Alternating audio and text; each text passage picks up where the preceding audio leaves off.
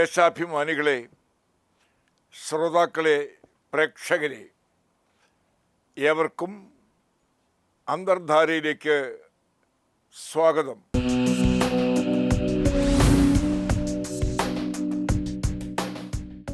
നീണ്ട അവധികൾക്ക് ശേഷം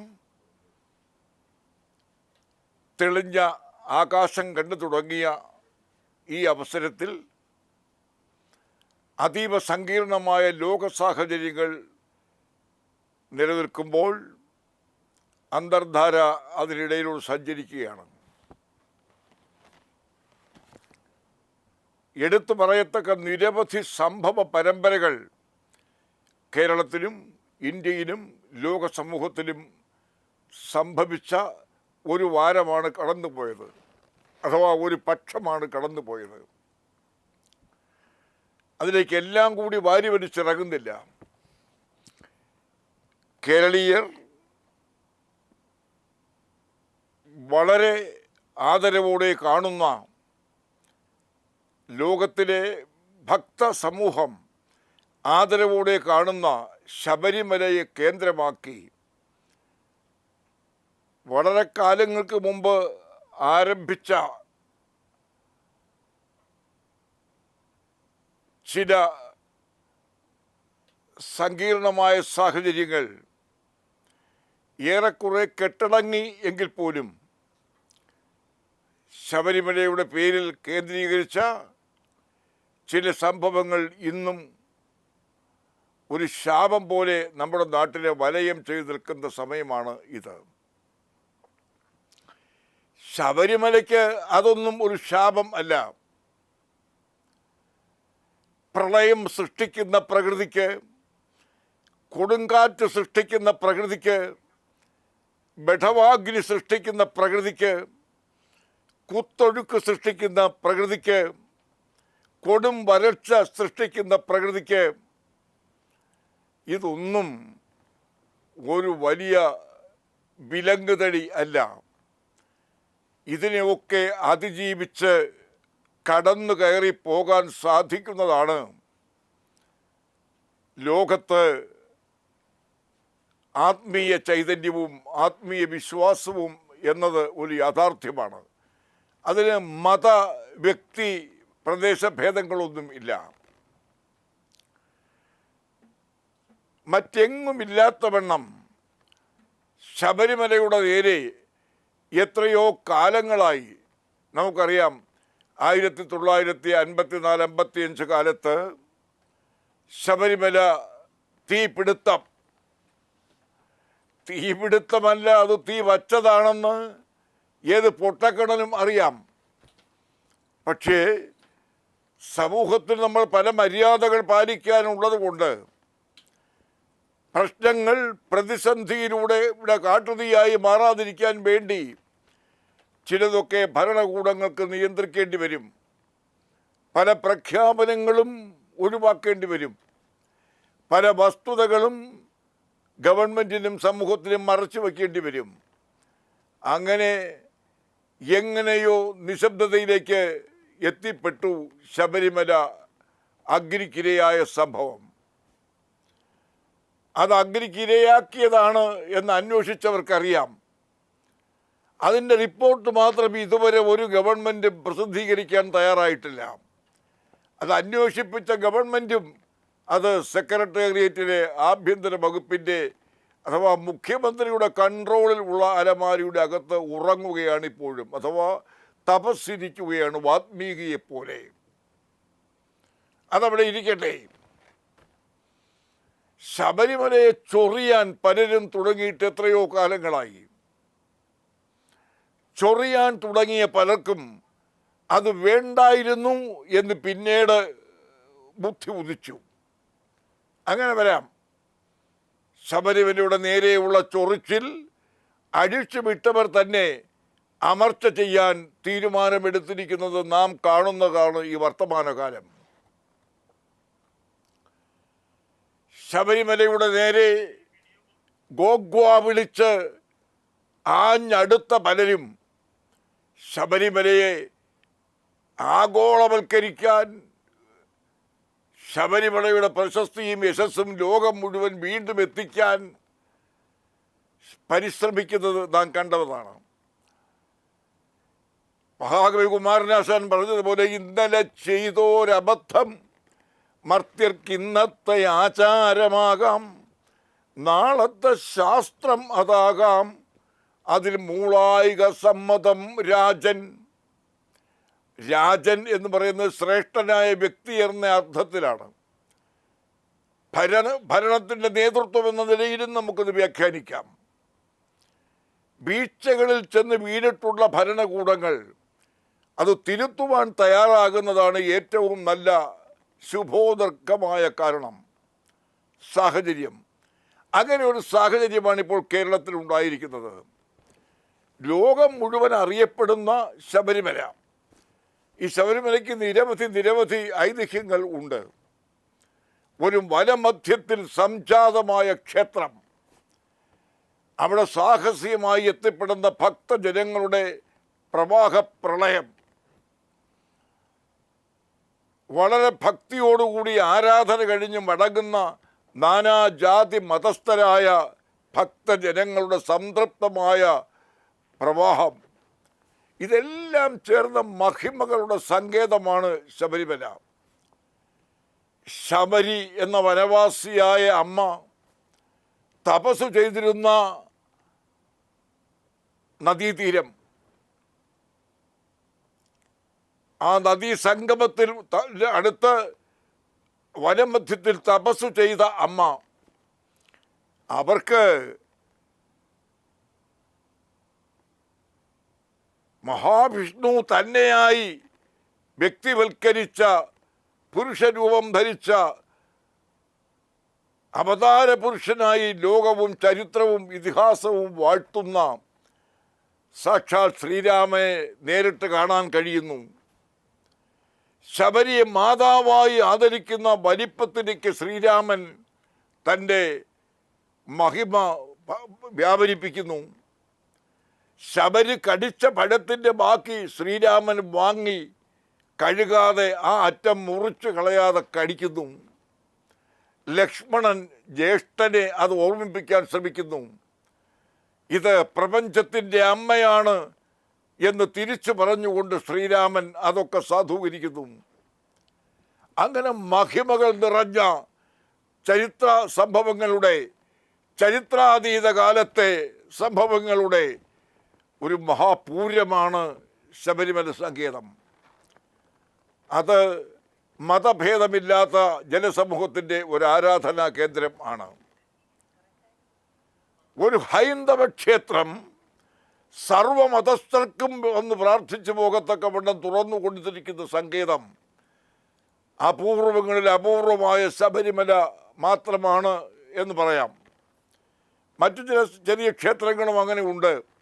പക്ഷേ ശബരിമലയോളം ഖ്യാതി അതിനൊന്നും ഇല്ല.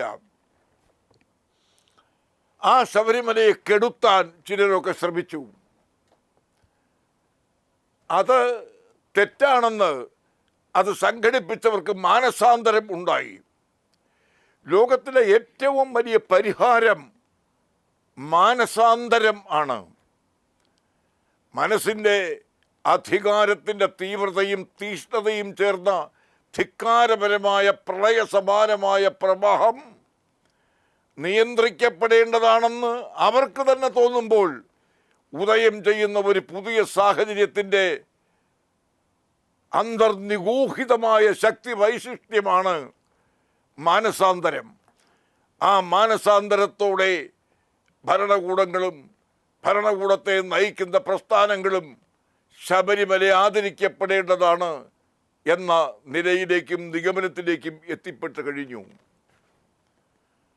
പക്ഷെ എന്നിട്ടും തീരാത്ത അമർഷത്തോടെ, അസ്തമിക്കാത്ത കലിബാധയോടെ ചിലരെങ്കിലും അസ്വാസ്ഥ്യങ്ങൾ സൃഷ്ടിക്കാൻ ശ്രമിക്കുന്നു. അത് ദുഃഖകരമായ ഒരു കാര്യമാണ്. That is deeply connected with some internal politics. ഞാൻ അതുകൊണ്ട് അതിവിടെ വ്യാഖ്യാനിക്കാൻ ആഗ്രഹിക്കുന്നില്ല തൽക്കാലം. അത് ചെയ്തവർ തന്നെ അതിന് പരിഹാരം കണ്ടെത്തുകയും ആ പരിഹാരത്തിൻ്റെ വ്യവസ്ഥകളിലൂടെ നാടിന് സമാധാന അന്തരീക്ഷം നൽകുകയും ചെയ്യുമെന്ന് വിശ്വസിക്കുന്ന ഒരു ശുഭാപ്തി വിശ്വാസികളിൽപ്പെട്ട ഒരു ചെറിയ പൊതുപ്രവർത്തകനാണ് ഞാൻ. ഇപ്പോഴും ശബരിമലയെ പറ്റി വിപുലമായ തർക്കങ്ങളും ചർച്ചകളും നടക്കുകയാണ്. ചർച്ചകൾ നല്ലതാണ്, തർക്കങ്ങളും നല്ലതാണ്. കയ്യേറ്റമായി ആയുധപ്രയോഗമായി ചോര ചൊരിയാതിരുന്നാൽ മാത്രം മതി. എല്ലാ ചർച്ചയും നമുക്ക് സ്വാഗതം ചെയ്യാവുന്ന കാര്യങ്ങളാണ്. പക്ഷെ ചർച്ചയ്ക്കപ്പുറം കാര്യങ്ങൾ പോകുന്നത് പ്രായോഗികമായ നടത്തിപ്പായിരിക്കണം. നടത്തിപ്പിന് ഉതകുന്ന ചർച്ചകളാണ് ഏത് വിഷയത്തെപ്പറ്റിയും നമുക്ക് നന്നായി തോന്നുന്നത്. ശബരിമലയെ കേന്ദ്രമായി ധാരാളം ചർച്ചകൾ നടക്കുന്നു. ആ ചർച്ചകൾ നടക്കട്ടെ. ശബരിമല അഭംഗുരം അതിൻ്റെ മഹത്വത്തിലൂടെ മുന്നോട്ട് തന്നെ പോകുമെന്ന കാര്യത്തിൽ സംശയമില്ല. മറ്റൊരു വലിയ സംഭവം നമ്മൾ അടുത്ത കാലത്ത് കണ്ടത്, അടുത്ത ദിവസങ്ങളിൽ കണ്ടത് പറയാതെ കടന്നു പോകുന്നത് ശരിയല്ല. ഇന്ത്യ ഒരു സ്വതന്ത്ര പരമാധികാര മതേതര ജനകീയ ജനാധിപത്യ രാഷ്ട്രമാണ്. ഇവിടെ മതങ്ങൾക്കോ രാഷ്ട്രീയ കക്ഷികൾക്കോ വ്യക്തി സമൂഹങ്ങൾക്കോ വില കുറഞ്ഞ നിയന്ത്രണങ്ങൾ ഏർപ്പെടുത്തപ്പെട്ടിട്ടില്ലാത്ത രാജ്യം ആണ്. പറയാനും മാന്യമായി പ്രവർത്തിക്കാനും അവസരമുള്ള രാജ്യങ്ങളിൽ ഒന്നാണ് ഇന്ത്യ.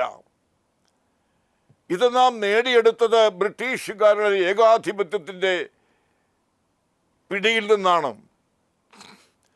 അതിനുവേണ്ടി ധീരവും ഐതിഹാസികവുമായ സമരം നയിച്ച ഏതാണ്ട് ഒരു നൂറ്റാണ്ട് 80-85 വർഷക്കാലം നിരന്തരമായി നിസ്തന്ത്രമായി നിർബാധം നടത്തിയ പോരാട്ടത്തിലൂടെ ഭാരതീയർ നേടിയെടുത്തതാണ് ആ സ്വാതന്ത്ര്യം. ആ സമരത്തെ കുത്തിപ്പറഞ്ഞവരുണ്ട്, തള്ളിപ്പറഞ്ഞവരുണ്ട്, താഴ്ത്തിപ്പറഞ്ഞവരുണ്ട്, പരിഹസിച്ചവരുണ്ട്, ആക്ഷേപിച്ചവരുണ്ട്. അതൊക്കെ ആകാം. ഒരു പൊതുസമൂഹത്തിൽ ഏതു തരം ചിന്തകളും ഏതു തരം ആക്ഷേപ പ്രകടനങ്ങളും ആകാം.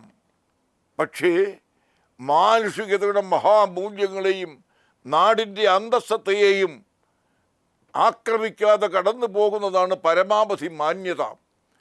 ആ മാന്യത വിട്ടും പ്രവർത്തിച്ചവരെ നമുക്ക് ചരിത്രത്തിൻ്റെ ഇടനാഴികളിൽ കാണാൻ സാധിക്കും. അതൊക്കെ അവിടെ നിൽക്കട്ടെ. 5 ദിവസം മുമ്പ് നടന്ന ഒരു സംഭവമാണ് നമ്മുടെ എല്ലാം മനസ്സിൽ വേദന തളം കിട്ടി നിർത്തിയിരിക്കുന്ന ഒരു സംഭവം. തമിഴ്നാട്ടിലെ കരൂരിൽ വിജയ് എന്ന ഒരു വിഖ്യാത ചലച്ചിത്ര നായകൻ സ്ഥാപിക്കപ്പെട്ടിരിക്കുന്ന പുതിയ പാർട്ടിയുടെ പ്രചരണാർത്ഥം അദ്ദേഹം പങ്കെടുക്കുമെന്ന് പ്രചരിപ്പിച്ച, അതിനുവേണ്ടി ജനങ്ങൾ തടിച്ചുകൂടിയ ഒരു യോഗം വേദനാജനകമായ 41-42 ആളുകളുടെ മരണത്തിലേക്കും അതിലേറെ ആളുകളുടെ ഗുരുതരമായ പരിക്കുകളിലേക്കും അതിലേറെ ആളുകളുടെ ശരീരക്ഷതത്തിനും മാനഹാനിക്കുമൊക്കെ ഇടയാക്കിയിരിക്കുന്നു. സംഘാടകരുടെ പേരിൽ എന്തെന്ത് കേസെടുക്കണമെന്ന് ഭരണകൂടം വല്ലാതെ ആലോചിക്കുന്നു. നിയമവിദഗ്ധന്മാരുടെ സഹായത്തോടെ ആലോചിക്കുന്നു. പോലീസ് വീരന്മാരുടെ സഹായത്തോടെ ആലോചിക്കുന്നു. നിയമവിദഗ്ധന്മാരുടെ സഹായത്തോടെ ആലോചിക്കുന്നു. ജനമധ്യത്തിലൂടെ കടന്നു വന്ന ഒരു ശ്രദ്ധേയനായ ജനനായകനാണ് തമിഴ്നാടിൻ്റെ ഇപ്പോഴത്തെ മുഖ്യമന്ത്രി. സ്റ്റാലിൻ എന്ന തമിഴ്നാടിൻ്റെ മുഖ്യമന്ത്രി നിസ്സാരനല്ല. എന്നാൽ ഒരാളിൻ്റെ പ്രാമാണികത്വവും ശക്തിയും കരുത്തും അന്തസ്സത്തെയും ജനം പരിശോധിക്കുന്ന സൂക്ഷ്മമാപിനിയാണ് സംഭവങ്ങളെ, സന്ദർഭങ്ങളെ, സാഹചര്യങ്ങളെ, വിപത്ഘട്ടങ്ങളെ ഒരു ഭരണാധികാരി എങ്ങനെ നേരിടുന്നു, വിലയിരുത്തുന്നു, അപഗ്രഥിക്കുന്നു എന്നുള്ളത്. ഇക്കാര്യത്തിൽ കരുത്തനായ വിദഗ്ധനായ സ്റ്റാലിൻ പരാജയപ്പെട്ടുകൊണ്ടിരിക്കുകയാണെന്ന് അദ്ദേഹത്തിൻ്റെ സ്വകാര്യ മനസ്സ് അറിയണം.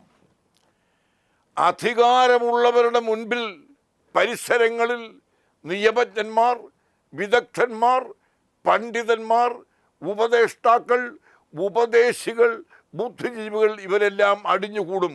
എച്ചിലുള്ളിടത്ത് കാക്കയും മറ്റ് പക്ഷികളും ജന്തുക്കളും അടിഞ്ഞുകൂടുന്നത് പോലെ. അത് അധികാരത്തിൻ്റെ ഒരു സവിശേഷതയാണ്. വിജയ് യോഗത്തിന് വരാൻ അരമണിക്കൂർ താമസിച്ചതാണ് ഇത്രയും പേരുടെ മരണത്തിന് കാരണമെന്ന് ഏതോ വിദഗ്ധന്മാർ പറഞ്ഞു തുടങ്ങിയിരിക്കുന്നു. ആ യോഗത്തിൽ വളരെ പിറകിൽ നിന്ന് ചെരിപ്പേറ് വന്നത് റെക്കോർഡ് ചെയ്യപ്പെട്ടിരിക്കുന്നു. യോഗത്തിന് സംഘാടകർ ആവശ്യപ്പെട്ട 3 സ്ഥലങ്ങൾ പോലീസ് മറ്റ് കാരണങ്ങൾ പറഞ്ഞ് നിഷേധിച്ചിരിക്കുന്നു. 4മതൊരു സ്ഥലം പോലീസ് ചൂണ്ടിക്കാണിച്ചു കൊടുത്തിരിക്കുന്നു. ഒരു മഹാസമ്മേളനം നടക്കുമ്പോൾ ഒരു യാദൃച്ഛികമായി ഒരു അനിഷ്ട സംഭവം ഉണ്ടായാൽ അവിടെ നിന്ന് ആളുകളെ ആശുപത്രിയിൽ എത്തിക്കേണ്ടി വന്നാൽ അതിന് വാഹനം വരാനുള്ള സൗകര്യം, അതിന് ഒരു വഴി പ്രത്യേകം തിരിച്ചിട്ടിട്ടാണ് വിവരമുള്ള പോലീസ് സേന സമ്മേളനം അറേഞ്ച് ചെയ്യുന്നത്. തിരുവാക്കെതിർവായില്ലെന്ന് പറഞ്ഞ് അരയിൽ തോർത്ത് ബെൽറ്റ് കെട്ടാൻ കൊടുത്തിട്ടുണ്ട് സർക്കാരെങ്കിലും അതിൻ്റെ മുകളിൽ കൂടെ തോർത്തും കെട്ടി ഓച്ചാനിച്ച് നിൽക്കുന്ന ഉദ്യോഗസ്ഥന്മാരല്ല ഇത്തരം സന്ദർഭങ്ങളിൽ രാജ്യത്തിനോ സംസ്ഥാനത്തിനോ ആവശ്യം. ജനങ്ങൾ നാടിൻ്റെ സമ്പത്താണ്, അവരുടെ പാർട്ടി വിഷയമല്ല. പാർട്ടിക്കാരെ മാത്രം മേയ്ക്കാനാണെങ്കിൽ പാർട്ടി കൺവെൻഷൻ മതിയല്ലോ രാജ്യത്ത്, പാർട്ടി മീറ്റിങ്ങുകൾ മതി. ഇവിടെ ജനാധിപത്യത്തിൽ ഭരിക്കുന്ന പാർട്ടി അവർക്ക് ശക്തിയുണ്ട്, ഭരിക്കാൻ കാത്തു നിൽക്കുന്ന പാർട്ടികൾക്ക് അവരുടെ ശക്തി കാണിക്കണം. ഇതിനൊന്നും ശക്തിയില്ലാത്ത സാധാരണക്കാരൻ്റെ ശക്തിപ്രകടനവും രാജ്യത്ത് നടക്കണം. ഇതിനെല്ലാം അനുവദിക്കുന്ന മഹാമനസ്കതയുടെ പേരാണ് ജനാധിപത്യത്തിൻ്റെ അന്തസ്സത്ത എന്ന്. ആ ജനാധിപത്യത്തിൻ്റെ അന്തസ്സത്ത ചോർന്നുപോയി കരൂരിലെ മീറ്റിങ്ങിൽ. ആ യോഗം സംഘടിപ്പിക്കാൻ ശ്രമിച്ചവർ അവരാണോ കുറ്റക്കാർ? അവർ ആവശ്യപ്പെട്ട ഒരു സ്ഥലവും കൊടുക്കാതെ അധികാരികൾ ചൂണ്ടിക്കാണിച്ച സ്ഥലത്ത് അവർക്ക് യോഗം നടത്തേണ്ടി വന്നു. അതുമായി ബന്ധപ്പെട്ട അവസരങ്ങൾ, ദുരിതങ്ങൾ അവർക്കുണ്ടായി. അവിടെ വെള്ളം കിട്ടാത്ത, വെളിച്ചം കിട്ടാത്ത, രക്ഷപ്പെടാൻ തടസ്സങ്ങൾ ഉള്ള, വഴിയില്ലാത്ത ഒരു ഇടുക്കിൽ, നമ്മൾ മലയാളത്തിൽ പറയില്ലേ, ഒരു ഇടുക്കിൽ, ഒരു കുടുക്കിൽ കൊണ്ടുവന്ന് ഈ മഹാജനസംഖ്യജയത്തിൻ്റെ യോഗം വച്ചു. വളരെ പ്രശസ്തനായ ഒരു ചലച്ചിത്ര താരം പുതിയ രാഷ്ട്രീയ കക്ഷി ഉണ്ടാക്കുമ്പോൾ അവിടേക്ക് അനവധി ആളുകൾ കാണാനും കേൾക്കാനും സംബന്ധിക്കാനുമായി കടന്നുകൂടും. ഇതെല്ലാം മുൻകൂട്ടി അറിയാനാണ് നമ്മുടെ രാജ്യത്ത് ഉന്നത പോലീസ് ഉദ്യോഗസ്ഥന്മാരെ നിയോഗിച്ചിട്ടുള്ളത്. They are keeping their IPS also. അതൊക്കെ ഉള്ള ഉന്നത പോലീസ് അവർ സേവകന്മാരാണ് ജനങ്ങളുടെ. ഭരണകൂടത്തിൻ്റെ സേവകക്കാരല്ല, സേവകക്കാർ മാത്രമല്ല. അവർക്ക് അല്ലേ അവിടെ വീഴ്ച പറ്റിയതെന്ന് ഭരണകൂടം പരിശോധിക്കേണ്ടതാണ്. വിജയ് എന്ന ചലച്ചിത്ര താരത്തിൻ്റെ രാഷ്ട്രീയ പ്രവേശം അവിടെ അങ്കലാപ്പുണ്ടാക്കിയിട്ടുണ്ട് പലരെയും. പരമ്പരാഗതമായി അധികാരം കയ്യിൽ വച്ചിരുന്ന പലർക്കും ഇൻഫ്ലുവൻസ പകർന്നു കൊടുത്തതാണ് ആ സംഭവം. പലർക്കും അന്തർഷോക്ക് ഉണ്ടാക്കി കൊടുത്തതാണ് ആ സംഭവം. അതിനെ തടയാൻ ജനങ്ങളെയാണ് പോയി സ്വാധീനിക്കേണ്ടത്. പോലീസ് അധികാരം ഉപയോഗിച്ചല്ല യോഗം കലക്കേണ്ടത്. അങ്ങനെ കലക്കിയതല്ലേ നാം കണ്ടത്? വഴിയില്ലാത്ത, ഇടമില്ലാത്ത സ്ഥലത്ത് ആ പ്രദേശത്തെ ജനങ്ങൾ തടിച്ചുകൂടും എന്നവർക്കറിയാം. അവിടെ അനിഷ്ട സംഭവം ഉണ്ടാകാനും വേണ്ടിയല്ലേ അങ്ങനെ ഒരു സങ്കേതം യോഗത്തിന് അനുവദിച്ചു കൊടുത്തത്, അഥവാ പോലീസ് നിർദ്ദേശിച്ചു കൊടുത്തത്. അധികാരമില്ലാത്തവർക്ക് അതനുസരിക്കേണ്ടി വന്നു. അവിടെ വരുന്ന ജനങ്ങളെ മുഴുവൻ ഇടച്ചങ്കലയും മീയും വെച്ച് കൊണ്ടുവരാൻ ഒക്കില്ലല്ലോ. ആ പൊതുയോഗം അലങ്കോലമാകണം എന്ന് വിചാരിച്ച് അതിനുവേണ്ടിയുള്ള കരുതൽ നടപടിയാണ് ആ പ്രദേശം തെരഞ്ഞെടുത്തതോടെ സർക്കാർ തീരുമാനിച്ചത്. സർക്കാർ, ഞാൻ മുഖ്യമന്ത്രി കുറ്റം പറയുന്നില്ല, പക്ഷെ അവിടുത്തെ പോലീസ് അധികാരികൾ തീരുമാനിച്ചത് എന്തു പറയുമ്പോഴും yes sir, yes sir, yes sir എന്ന് പറയുന്ന അപകടകാരികളായ ഉദ്യോഗസ്ഥന്മാരാണോ നമുക്ക് വേണ്ടത്? വസ്തുത അധികാരികളെ യഥോചിതം ബോധ്യപ്പെടുത്താൻ കഴിയുന്നവരായിരിക്കണം ഉന്നത ഉദ്യോഗസ്ഥന്മാർ. അതിനു പകരം വെറും സേവകക്കാർ ആയി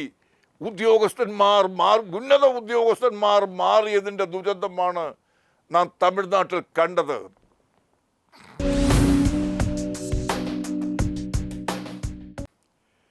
ചിലർ പറയുന്നു, എന്നിട്ട് ആ സംഭവ സ്ഥലത്തേക്ക് വീണ്ടും ഇറങ്ങി നഗ്നപാതനായി വിജയ് വന്നില്ലല്ലോ എന്ന്.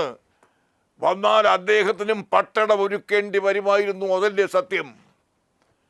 കോമൺ സെൻസ് ഉള്ളവരാരോ ഉപദേശിച്ചാണ് അദ്ദേഹത്തെ അവിടെ നിന്ന് മാറ്റിയത്.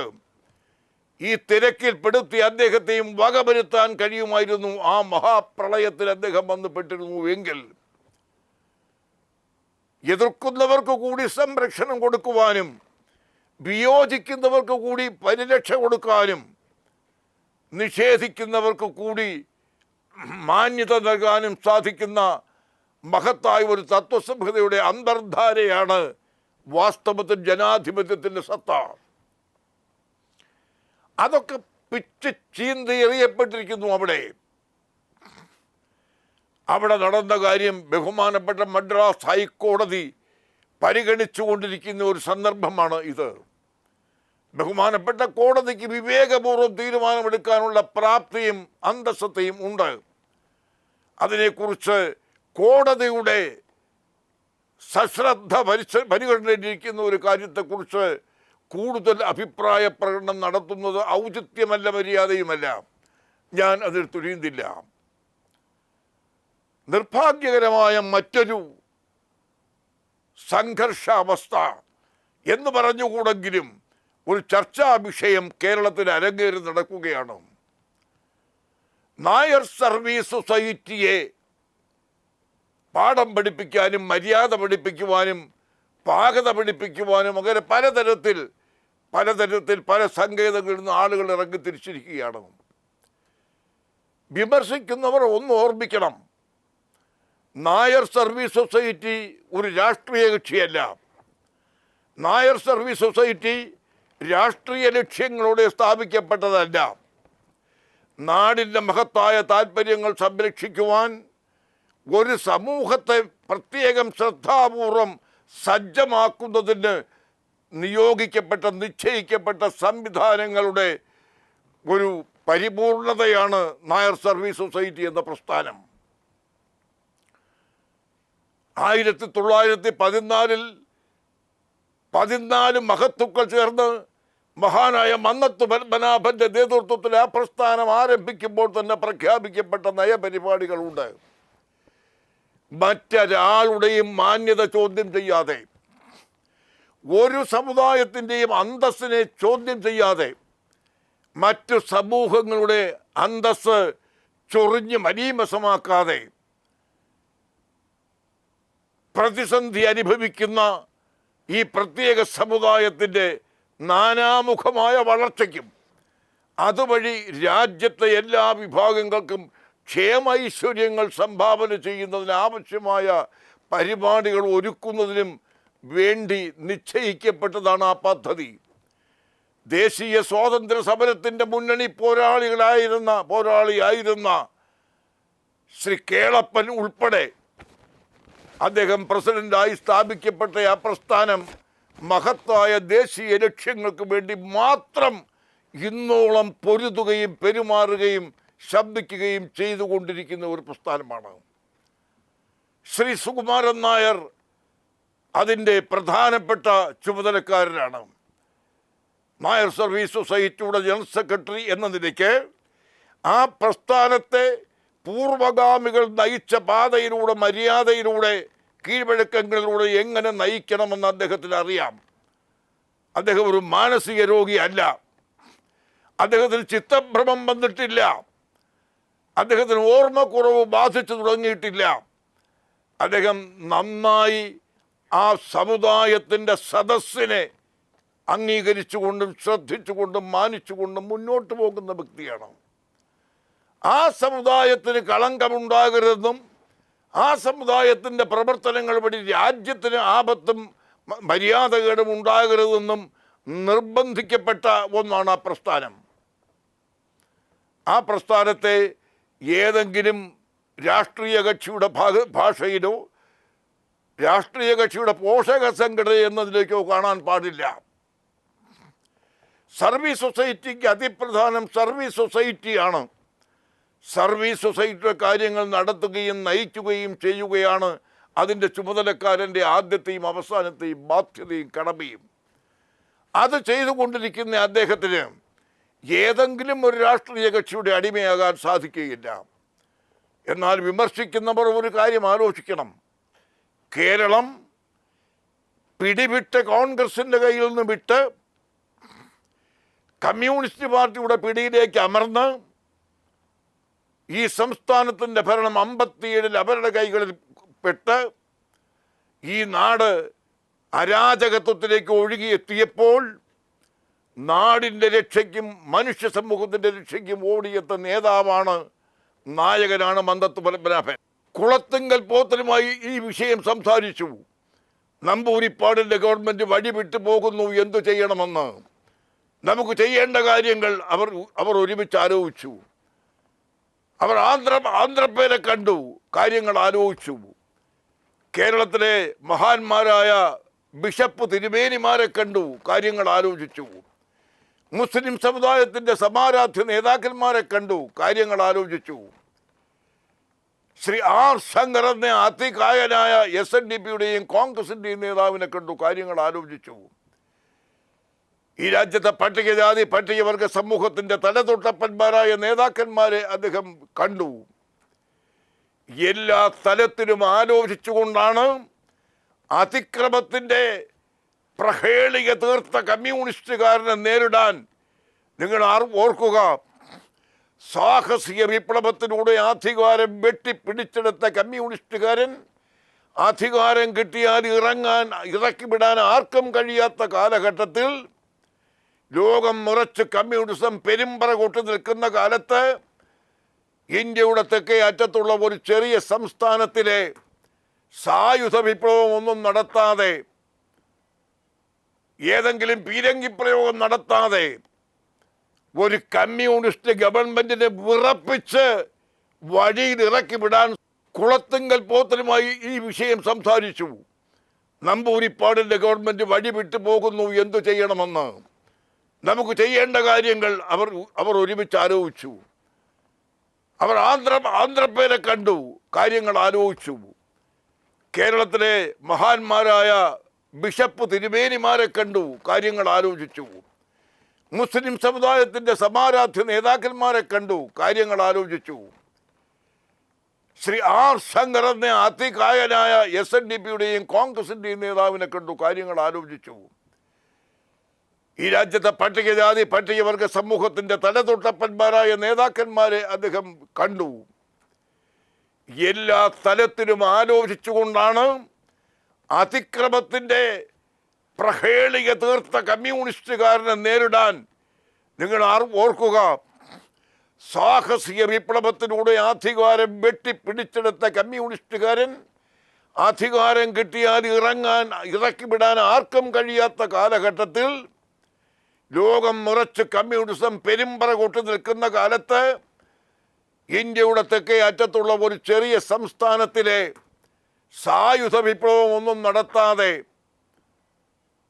ഏതെങ്കിലും പീരങ്കിപ്രയോഗം നടത്താതെ ഒരു കമ്മ്യൂണിസ്റ്റ് ഗവൺമെൻറ്റിനെ വിറപ്പിച്ച് വഴിയിൽ ഇറക്കി വിടാൻ സാധിച്ച സമരതന്ത്രജ്ഞനായി നാം ഒരാളെ കണ്ടത് മന്തത്ത് പത്മനാഭനെയാണ്. അദ്ദേഹം കേരളത്തിലെ മറ്റേതെങ്കിലും സമുദായങ്ങളുടെ അന്തസ് പിടിച്ചു പറ്റാൻ ശ്രമിച്ചില്ല. ആർക്കെങ്കിലുമുള്ള അവകാശങ്ങൾ തങ്ങൾക്ക് മാത്രം മതി എന്ന് പറഞ്ഞില്ല.